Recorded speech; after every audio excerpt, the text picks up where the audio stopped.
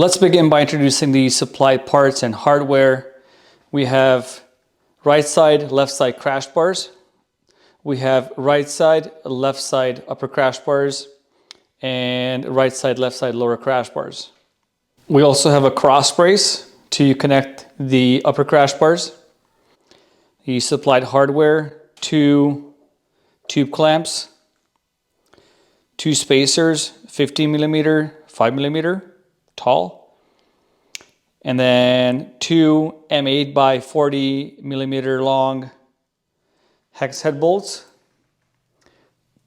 double washers, and nylock nut. So we got 2 of these, and then we have 4 M6 by 25 millimeter long hex head bolts plus nylock nuts.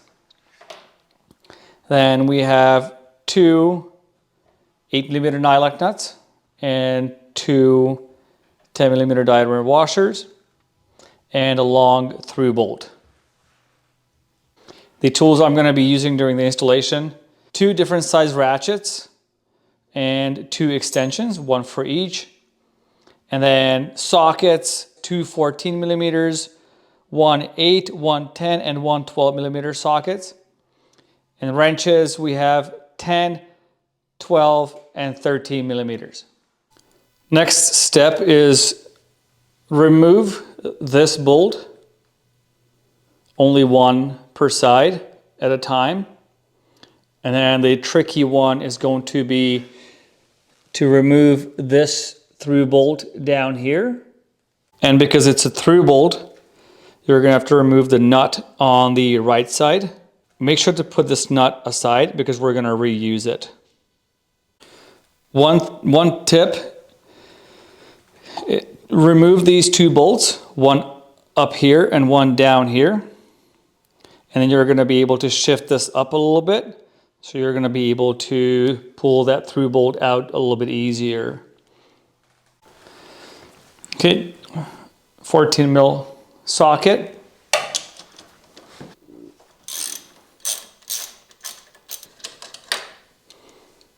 Put this nut aside.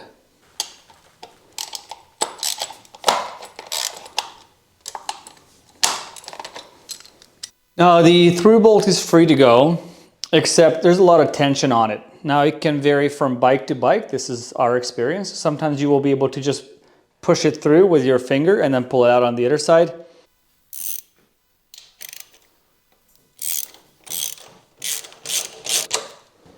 Now just be careful when you are removing this bolt. There's a spacer right behind here, and that spacer is going to pop out of its place. It's going to fall out, but we won't let it happen. Make sure to save it and put it aside. Okay, now we are ready to mount the lower left side. This is probably the trickiest. You're going to have to reach right behind here, and on the back side, you'll have to put the spacer on and then push the through bolt through like that. Okay.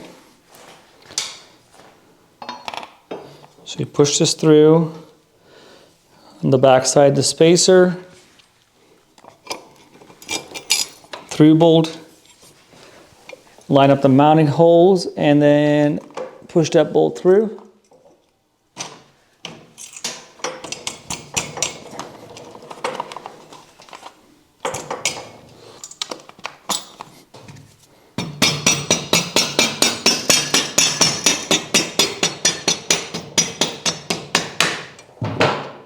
Okay, now the OEM bolt and that spacer. Put the spacer back in place.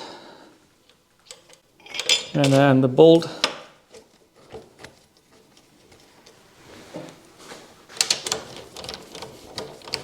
I'm not going to use a tool just yet. I want to make sure that it's threading in easily.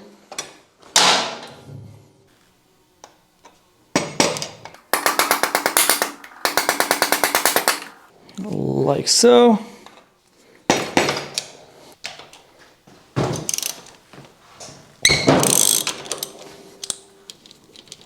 There's also a spacer behind there. Make sure that you catch it. There you go. Now we can mount the lower right side. Before you go ahead and mount the lower right side, don't forget about the small spacer. The small spacer is going to go on the right side here. Make sure that the bolt is not sticking out too far, more or less about 15 millimeters or half an inch. Put the spacer on. And now you can make sure that the through bolt is sticking all the way out, because you're going to have to put the washer back on and then spin on the OEM original nut. So as you can see, the original nut is in place. I turned it a few times. And now the lower crash bars are in place. They are still nice and loose. Now we're ready to move on to the next step. Next step is to remove the two bolts that keep the headlight and the cluster in place. After you remove the bolts, this bracket might sag a little bit. Just push back upon it before you put the bolts back in through.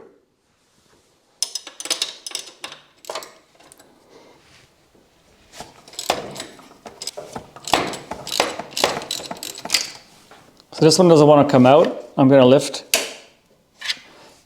a little bit and then take that bolt out. Now get this bracket and the two M8x40 bolts. Don't forget the washers and the nylock nuts. So we're going to mount this, line up the mounting holes. You might want to push this through first, like so. Might as well do the second one too. Okay, and then mount the bracket, washer and nylock nut. And then down here too, first washer and then nylock nut. And now I'm going to remove this bolt from here.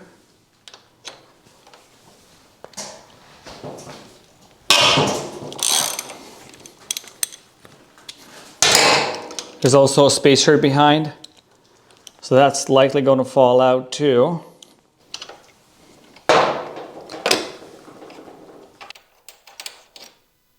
Okay, the spacer is not moving, so we're good there. I'm going to go ahead and mount the left side. Make sure to have your nylock nut and the washer ready.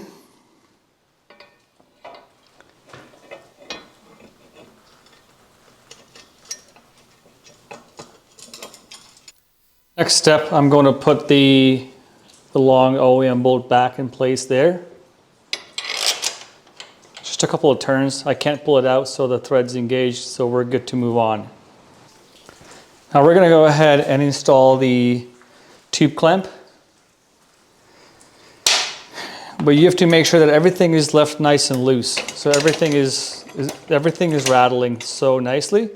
So it's going to make our life easier when it comes to installing the tube clamp.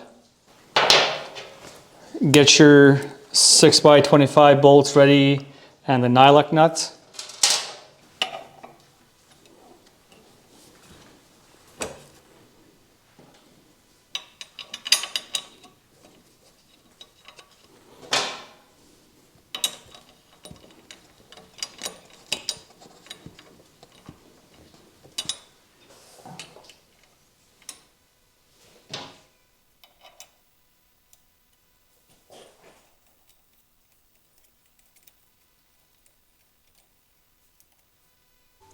Okay, now on the right side,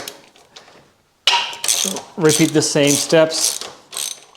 Washer and M8 nylock nut.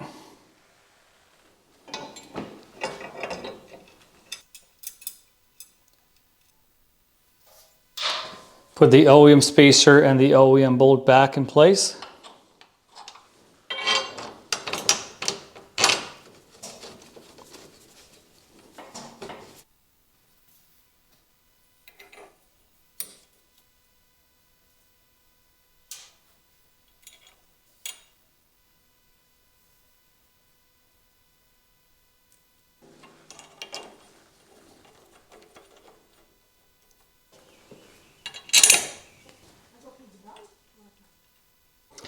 Okay, so all the parts are in place, all the bolts are in place.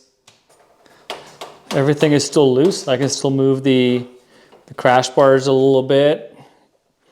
And from this point on, we can go ahead and gradually tighten every bolt. So turn this bolt a few times and then move to the next one and then the next one and then up here and then start all over again. When it comes to torque specs, refer to the OEM torque specs.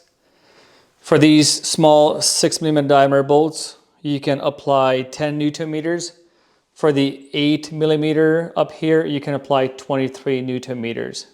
We also recommend that you go out for a test ride after the installation is completed. And then after a test ride, double check all the bolts and nuts once again.